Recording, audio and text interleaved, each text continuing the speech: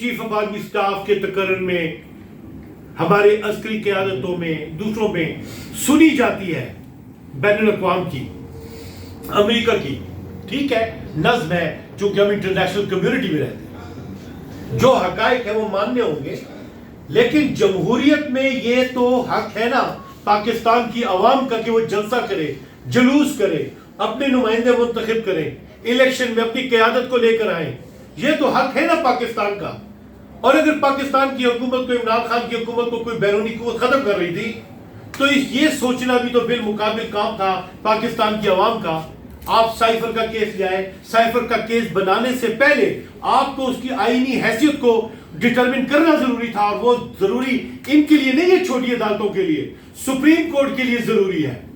لہٰذا میں قاضی فائز عیسیٰ سے مطالبہ کرتا ہوں کہ وہ فوری طور پہ سسپینڈ کریں یہ سائفر کے کیس کی سماعت، اور پھر اس کو سپریم کورٹ کی سطح پہ ایگزامن کریں، اس لیے کہ یہ فنڈامنٹل رائٹس کی انفورسمنٹ کا تعلق ہے. اگر رشیا نے امریکہ کے الیکشنی سسٹم میں مداخلت کی تھی، اس کی اپنی منمانی حکومت لانے کی کوشش کی تھی، تو امریکہ نے اسے ریزسٹ کیا ہے. آج تک انہوں نے اپنے سسٹم کو درست کیا ہے. تو سپریم کورٹ بھی ٹھیک کرائے نا.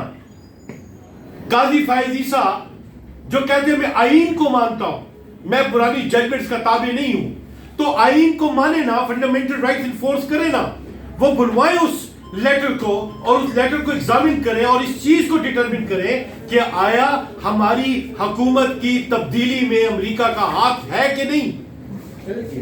ہماری عدالتوں کے علاوہ اور کوئی فورم نہیں ہے.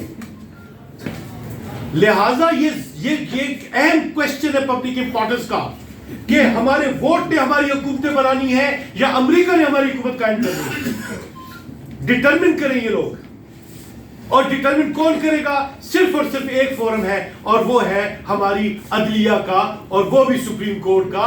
وہ بیٹھ کے اپنے اختیارات کو استعمال کرے اور آئینی سطح پہ ڈٹرمن کرے کہ کیا ہماری حکومت کو ختم کرنے کے لیے بین الاقوامی مداخلت تھی یا نہیں تھی. اگر تھی اسے بھی ایگزامن کرے کہ وہ ان گڈ فیتھ تھی، ان بیڈ فیتھ تھی، جو بھی کرنا کرے، تاکہ ہم آگے بڑھے نا. پاکستان کی عوام آگے بڑھے. پاکستان کی عوام ذلیل ہو کے رہ گئی ہے. آپ گھروں میں گھس کے ماں اور بہنوں کی بے عزتی کر رہے ہیں. جرم بن گیا ہے عوام کی لیڈرشپ. عوام کے پاس لیڈرشپ نہیں ہوگی تو عوام کو راہ کون دکھائے گا؟ کون دکھائے گا عوام کو راہ؟ عوام اپنے سچے نمائندے کیسے منتخب کرے گی؟ آپ نے تو وہ سسٹم بھی نہیں بنایا کہ جماعتیں کھڑی ہوں، عوام کے سامنے پیش ہوں، ڈیبیٹس کریں اور اپنے پروگرامز پیش کریں. آپ تو وہ بھی نہیں کر رہے. قرضے لے کے آپ الیکشن کروا رہے ہیں. آئین آپ کو 90 دن میں الیکشن ختم نہیں کرواتے. ڈٹرمن کرے. کون ڈٹرمن کرے گا؟ یہ ڈٹرمن کر سکتی ہے صرف اور صرف ہماری عدلیہ اور وہ سپریم کورٹ. اور پھر قاضی فائز عیسیٰ جن کا یہ دعویٰ ہے کہ وہ آئین کو دیکھتے ہیں، تو دیکھے آئین کو اور اس کی بنا پہ یہ ڈٹرمن کرے، نہ کہ ہمارے لیڈر کو آپ ایک سیشن جج کے لیول کے بندے سے ذلیل کروا کے اور ایمبیرس کر کے اسے جو ہے آپ وکٹم بنا کے اسے کنوکٹ کرنے کا اہتمام بنائیں. ہمارا لیڈر عدلیہ نہیں ہے. ہمارے لیڈر ہمارے منتخب نمائندے ہیں. آپ ہماری زبان بھی بند کر رہے ہیں.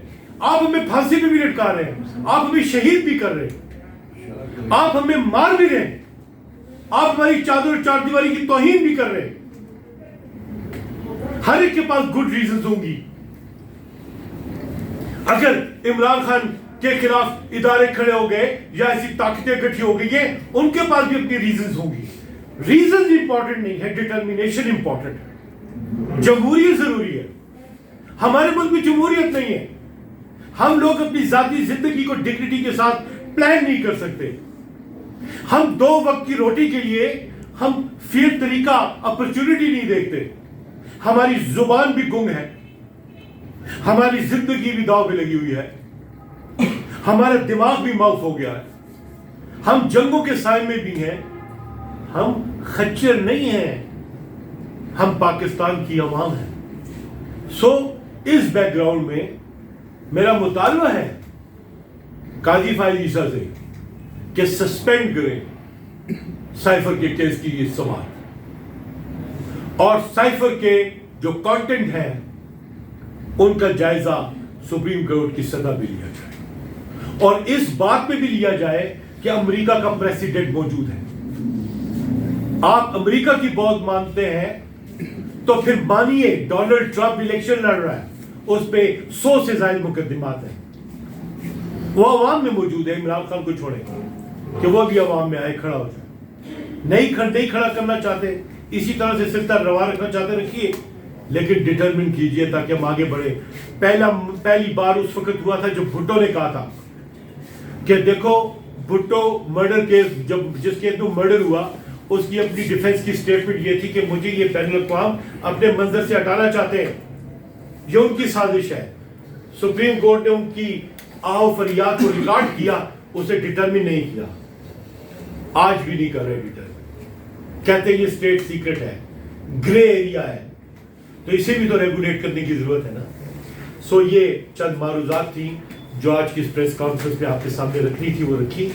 अगर आपकी तरफ से कोई सवाल होगा तो मौजूद साहब ये बताएं कि आपने कहा कि लग रहा है कि कन्विक्शन हो जाएगी इलेक्शन से पहले, क्या पॉसिबिलिटी है, क्या कन्विक्शन हो सकती है, और पीटीआई फिर क्या सोच रही है इस हवाले से? और दूसरी बात ये कि इंतखाबात पर आपने काफ़ी तहफ़्फ़ुज़ात का इज़हार किया है, जो हुकूमत बन जाएगी, रिजल्ट्स आ जाएंगे, हिस्सा तो आप ले रहे हैं इंतखाबात में, उसके बाद क्या स्ट्रेटजी आप लोग तरतीब दे रहे हैं? हम पॉलिटिकल सफर जारी रखेंगे आईन और कानून के मुताबिक। हम सारे ऑड्स के बावजूद इलेक्शन लड़ रहे हैं, हमने इलेक्शन का बाइकआउट नहीं किया, हम इलेक्शन लड़ रहे हैं। ट्रांसपेरेंट इलेक्शन नहीं हुआ तो उसके बाद जो हुकूमत कायम होगी उसका भी मुआवजा करेंगे आईन और कानून के मुताबिक। जमहूरियत को अगर हमने कायम करना है इस मुल्क में तो हमें इस प्रोसेस से गुजरना पड़ेगा। सो हम उसकी एलिजिबिलिटी को जरूर क्वेश्चन करेंगे आईन और कानून के मुताबिक।